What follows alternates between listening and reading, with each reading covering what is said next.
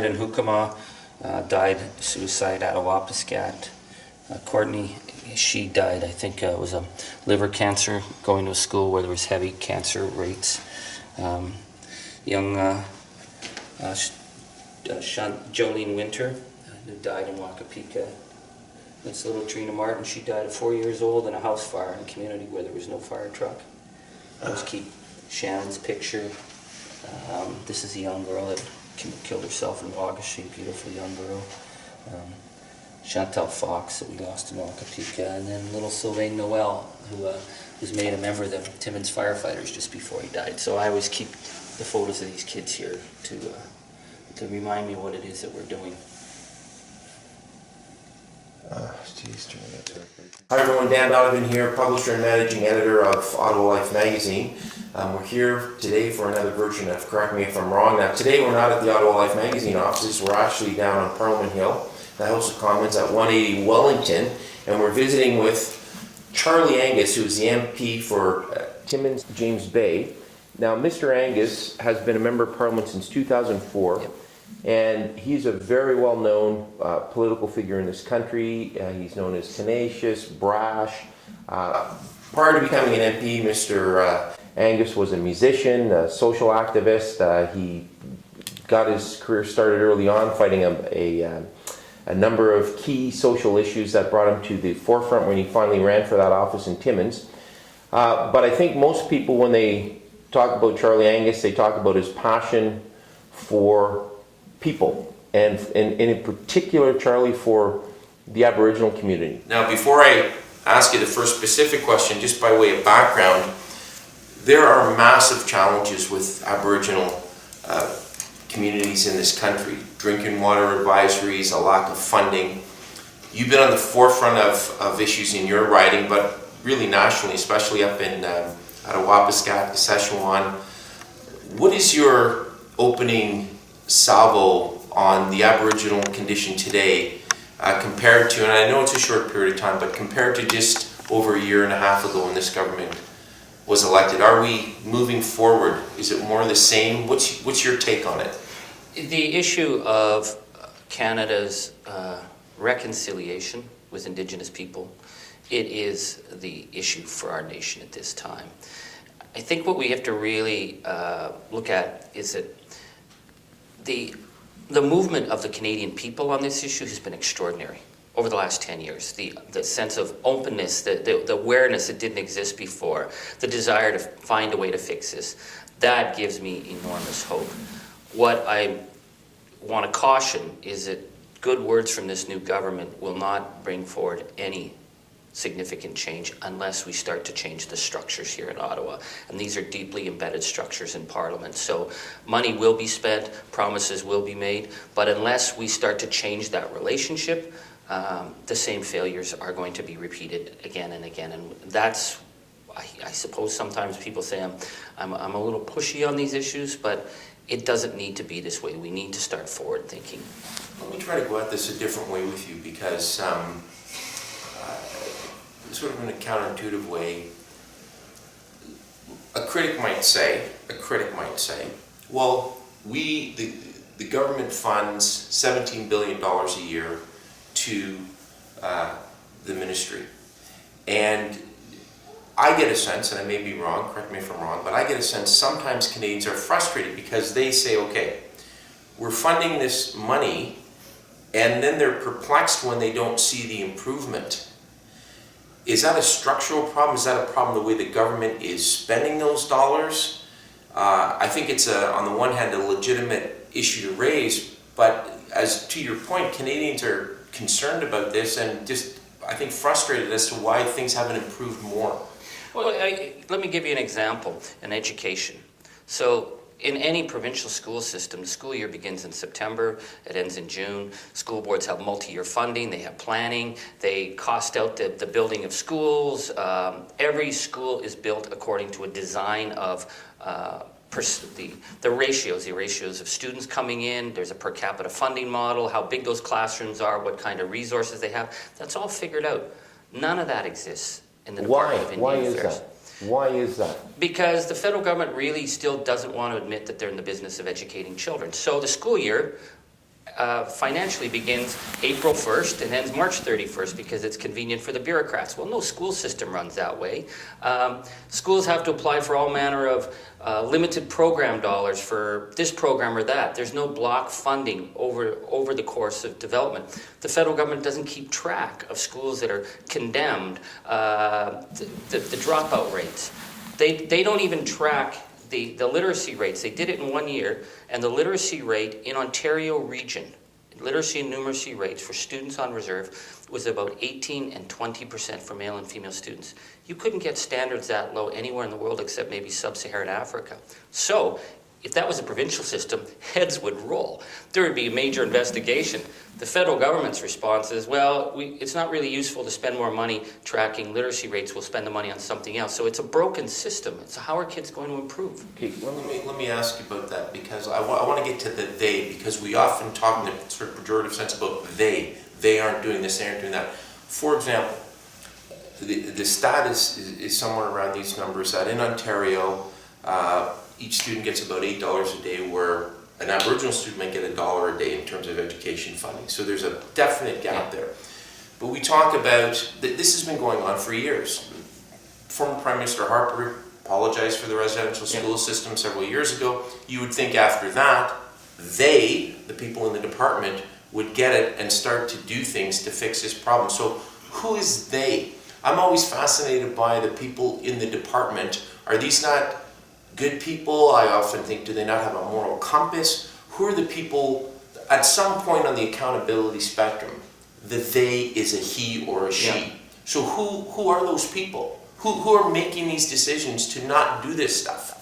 Well, this is a question that I spend a lot of time thinking on, because I see, for example, in the area of health services to Indigenous children, I recently saw a doctor's request for an audiology test for a little boy, and someone wrote "not necessary," okay, and turned it over. Can I just ask you about that? So, why, when that happens, don't we, whoever we as the politicians, somebody go and say, okay, who wrote that? Who is that person? What is their role? And why aren't they held accountable for making that decision?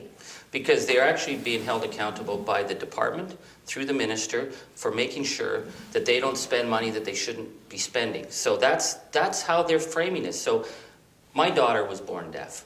We learned very quickly, if she didn't get all the support she needed by the age of 4, she would never get into a school. So a 2-year-old boy, a doctor identifies a need for an audiology test. If you were in the provincial system, if this was, a white kid in Ottawa, that test would happen. But under the federal system, this is the colonial system we've got, it has to go to Ottawa, and a bureaucrat has to decide whether or not that child needs it. Even though the bureaucrat has never seen that child, doesn't know anything about the doctor, so on that form, not necessary. So who empowers, who empowers that bureaucrat? Where's the accountability for the person? That's a person making that decision about a child. Yeah. So where's the accountability? Well, if you call them, and I've talked to the department officials, they're saying, well, this is not part of the policy, or we're following the policy. So we have to go back to what's the underlying story here. The underlying story is that the policy, the overall framework of delivering services to Indigenous children, treats one part of our population in a discriminatory manner time and time and time again. So we had this recent situation in Wakapika where we lost Jolyn Winter and Chantal Fox, 2 beautiful 12-year-old girls who killed themselves. They had a program in that community. It was a grassroots program. It was a suicide prevention program. It got canceled by the government. The community wrote to the federal department and said, we need this program restarted. They actually said we need it now. They said we need it now, and we have a danger of a suicide cluster forming in a group of young teenage girls. And nothing happened, and those girls are dead now. Why did nothing happen? This is the chief writing the department. Isn't there, he wrote to somebody. Yeah. Didn't somebody pull the person who got that letter aside and say, listen, why did you not? This is what causes me to pull my hair out and to lose sleep. So, how is it that came across someone's desk? And the response we heard from the government, well, it came at an awkward time in the budget. Well, awkward for who? Let me ask you, Charlie, if, let's say you were the Minister of Indian Affairs, and that happened, what would you do? When things like that happen, there has to be accountability. That would happen in, if that was in the provincial health system and a bureaucrat said, sorry, we'll put it off for another time, and a kid died, there would be an investigation. That never happens at the federal level. But I'm not blaming the individual civil servants. They are following the policy, and the policy has to change. This is why I say it doesn't matter all the positive language we have from the minister going out and doing all kinds of wonderful things. Until they're willing to change the policies that are denying children basic health care, kids are going to continue to die. And literally, we have children die every single day in this country. And they're dying from, we lost kids up in Treaty 9 from rheumatic fever because there was no medical services for the doctors to give them treatment other than Tylenol. The suicides that we're seeing with kids because they can't get the mental health services. So this systemic underfunding is sucking literally the life out of a generation of First Nation kids. That has to be changed. And that's going to take political will, where the government's going to say, okay, we're going to end this series of these policies of systemic denial, and we're going to start to find out how to move forward. Is part of that equation having a discussion about where a lot of the reserves, traditional reserves that were set up by the colonial government 100 years ago, or even further back, there are the treaty disputes. There's a whole lot of issues here in this kit, right? Former Prime Minister Kutchin at one point, I believe it was on Attawapiskat, said, look, at some point, maybe you have to look at site relocation as part of a broader discussion. Is that something in a big discussion that has to happen? I get the sense, I read a lot of material and speeches and discussions with Aboriginal chiefs. They want the same things for their kids that we want for our kids, which is a healthy life, an education, a chance to succeed. Have we, in some cases, has this traditional system where we've kept people in these locales, is that a hindrance to progress? Does that have to be on the table? Is that part of a solution? I hear it every time there's a suicide crisis. I heard it in Laloche, which is, well, they're up there too far north, let's bring them south. I heard that in Attawapiskat. They're up there too far north, let's bring them south. To me, that really speaks of an absolute failure of our nation. That the best we can come up with is mass evacuations because we're not going to bother to ensure that people even have up. Suggesting mass evacuations, anything like that. What I am suggesting is, I'll give you an example. In Attawapiskat, there's the De Beers mine, 20-minute helicopter right away. Yeah. Okay, they've been pulling out millions of dollars of revenue out of the mine. The royalties go to the provincial government. Yeah. The community gets nothing. Now, the problem is, one of the problems there is, how do you get workers from Attawapiskat to that mine if they want to work there? When I'm coming at the narrative from the site relocation, and I think many others, it's not the mass evacuation, move them south. People don't want to go south, but move them to an area that's maybe not flooded, that's still north, but that's closer to economic activity that they can participate in. I think the issue is that in Ontario, people really have to understand where our wealth came from. The signing of Treaty 9 in 1905, 1906 transferred the richest mineral wealth, the richest hydro wealth, the richest forestry wealth, pretty much in the world, to the Ontario government. Correct. And in exchange, the people who signed that treaty were told they're going to be able to carry on their traditional way of life. In fact, what they were put on were internal displacement camps.